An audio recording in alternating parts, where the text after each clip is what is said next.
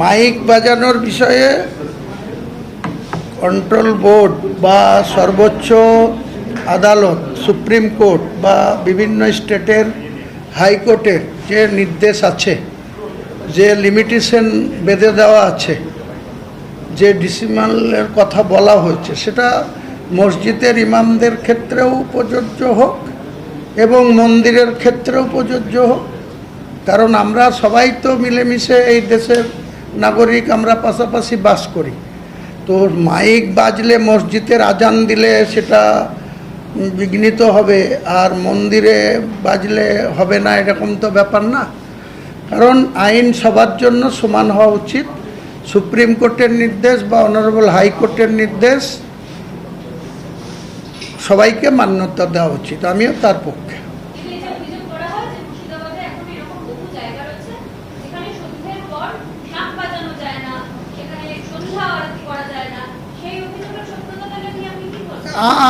আমাদের নলেজে নেই, আপনাকে কে অভিযোগ করেছে জানি না। আমরা পাশাপাশি বসবাস করি। আমাদের গ্রামে নারিকেল বাড়ি, আমি যে গ্রামে বসবাস করি, 4000 মুসলিম বাস করে, 400 জন হিন্দু বাস করে। তাদের শাক বাজাতেও কোনো অসুবিধা হয় না। পাশেই গঙ্গা ঘাট আছে, গঙ্গা স্নান করতে যেতেও অসুবিধা হয় না।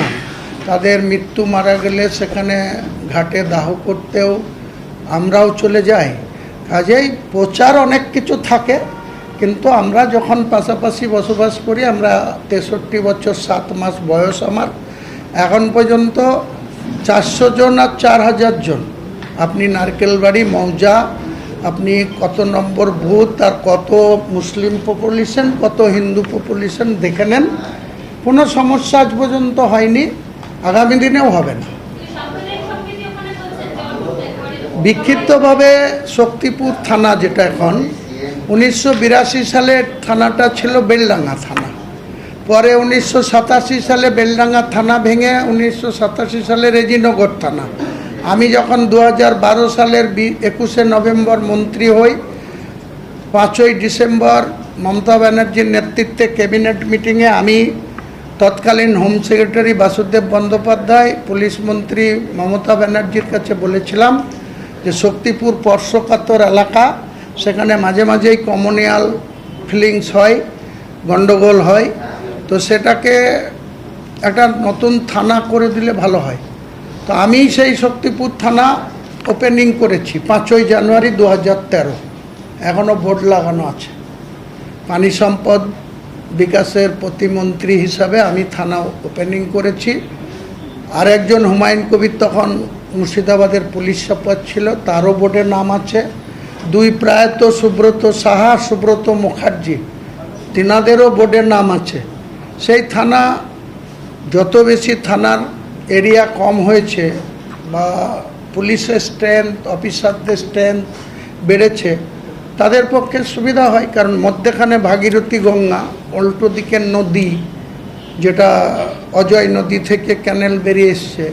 কাজে আমরা একটা দ্বীপের মতো জায়গায়, বহরমপুর থেকে রামনগর ঘাট আর বিসিকে রোড, এত বাজে অবস্থা আছে রোডটার। আমি যখন পুলক রায় পূর্তমন্ত্রী ছিল, বিধানসভায় 2-3 বার বলেছিলাম, চিঠি দিয়েছিলাম।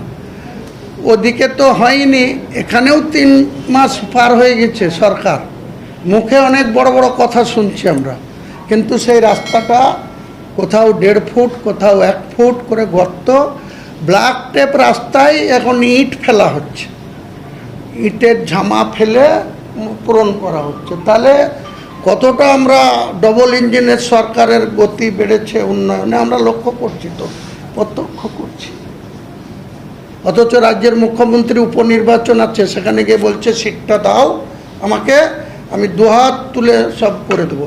পাশে তো দেয়া হয়েছে, কাঁদি দেয়া হয়েছে, মুর্শিদাবাদের মানুষ কাঁদি দিয়েছে, বেলডাঙ্গা দিয়েছে, 2টো সিট ছিল, 8টা দিয়েছে। সেই 8টাতে কত বন্যা বয়ে গেছে এই 3 মাসে, সেটা তো মানুষকে আগামী দিনে ভোটের প্রচারে তো আমরা যখন বলবো, তখন মানুষও তার কে ঠিক বলছে, কে মিথ্যা বলছে, না কে বাড়ি বলছে, না কে কমই বলছে হবে।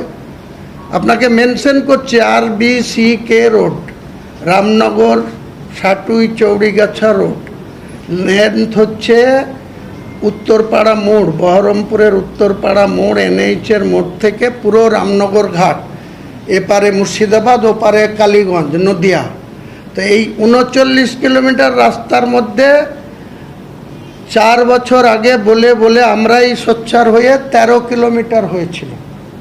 তাহলে 28 কিলোমিটার রাস্তাতে গাড়ি চলাচলের উপযুক্ত না, প্রতিদিন অ্যাক্সিডেন্ট হয়। এত খাদ গড্ডা, 12টা 14টা বাস চলে, তাদের বাসে বসে থাকা যায় না। আমাদের প্রাইভেট গাড়ি আমি ওই রাস্তাতে চলাফেরা করাই বন্ধ করে দিয়েছি। আমরা বাড়ি থেকে বেরিয়ে গঙ্গার ভাগীরথীর ঘাট পার হয়ে রেজিনগরে এসে বহরমপুর যাই, কলকাতা আসি ওটা দিয়ে। মেন রাস্তাটাই ছেড়ে দিয়েছি। আমার বাড়ির পিছনে সিসি ক্যামেরাতে আপনাকে ফুটেজ নিয়ে এসে দেখাবো যে আমার বাড়ি 3তলা বাড়ি, তার ঠিক নিচে 1.5 ফুট গর্ত রাস্তায়, এত মাছ ছাড়া হবে।